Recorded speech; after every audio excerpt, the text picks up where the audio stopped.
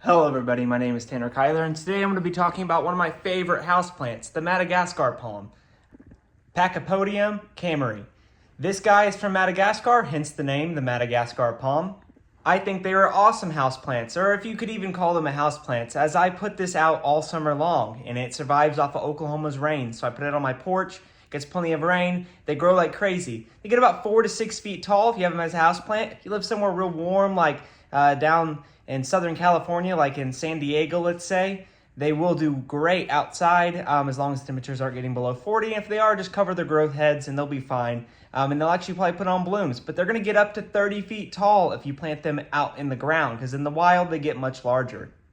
The biggest issues I see with this plant are two important things.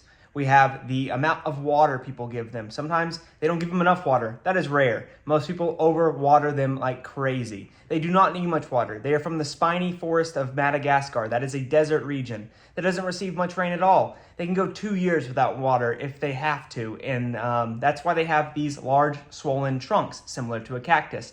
But they're not even closely related to cactus, surprising enough. They're actually in the dogbane family or the milkweed family. If you are someone who loves milkweeds here in the United States or loves monarchs, you'll know what I'm talking about. That is the family that they are in. So if you cut them open, they're going to have latex that's going to come out. That is a good indication that it is in the dogbane family, meaning it is toxic to eat, but something this spiky is going to be very difficult to eat. But if you do have pets or kids around, it might not be the best plant for you. The second biggest cause of failure with these guys is the soil. So they like a sandy soil with pumice and perlite in there, and a lot of people end up just putting normal potting soil with it. If you don't water them very much, that might work for a while, but it'll end up causing root rot and they'll die before you even know they're dying. One day you'll just notice it's rotting and it's falling over and you didn't do a great job. And don't feel bad, don't be discouraged. That is very common with first-time cacti owners.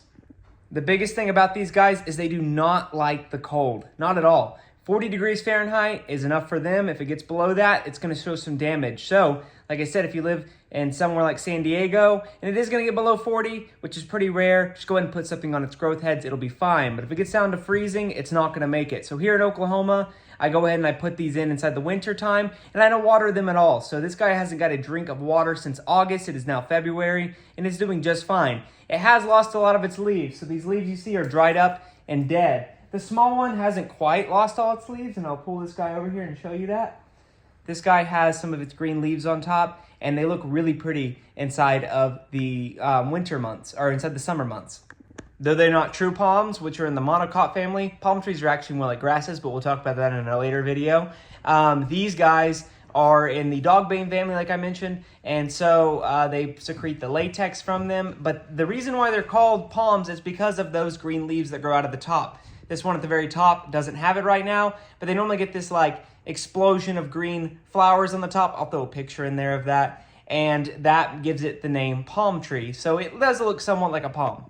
You want a heavy soil type, so I like to use pumice in mine because this one actually doesn't have any pumice in it, and I use perlite instead, and I made the mistake, and it falls over a lot because it's so top heavy. So this is ready for an up pot this year, and so I'm going to give it an up pot here in the next few months, and it will be able to grow much better. That way, this guy's getting pretty root bound. And you can also see, because it's this clump type, so these two were the exact same species. This one's just clump forming, this one isn't. With this clump, I'm gonna have to actually thin out some of those arms. But that brings me to my next point. They're very easy to propagate. So if you cut them, take them and let them dry for 24 to 48 hours, put a little rooting hormone on them, put them in a good soil type. Don't water them too much the first time. Make sure it's plenty warm whenever you're trying to propagate them. So I wouldn't propagate other than like in the early spring, or late spring, early summer, to allow them to root all summer. And that is a great way to get more of these guys if you want them. Second way is through seed. Mine's never flowered before, but they're beautiful white flowers. Do produce some seed that you could use. I don't know if they're self-pollinating. Most plants aren't, but if they are self-pollinating, then you'll be able to get some seeds, grow them on there just fine.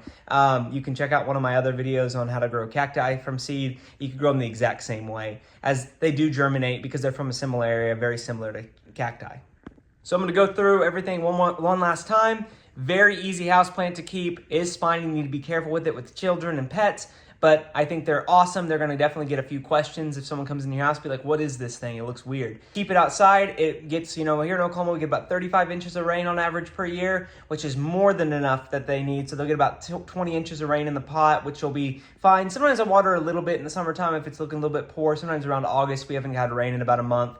And in those pots, with it being hot outside, they do need a little bit extra water, but not much. I fertilize them about once every 2 months. I didn't mention that in the video, so make sure to give them a little fertilizer. I just use a cacti mix. I've also heard you can use tomato fertilizer, and it works pretty much the same. I do know you want to use low nitrogen with the cactus.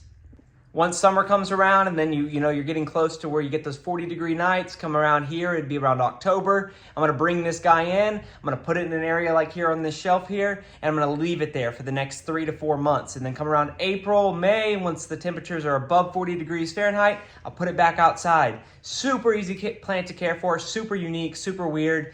Make sure it's getting plenty of sunlight. They love a lot of sunlight. So in the wintertime, like I said, you don't really need to as long as you're not watering them. But in the summertime, they're needing 6+ hours of sun a day. So if you have a shady lawn, try to find somewhere else. It might not be the plant for you. But I think that's about it for this video. I hope you enjoyed. Please let me know inside the comments what you thought about this video. If you have any questions, please subscribe. If you haven't already, that helps me out a bunch, and that keeps me going, keeps these videos going. And I hope to see you guys next time. We'll see you later.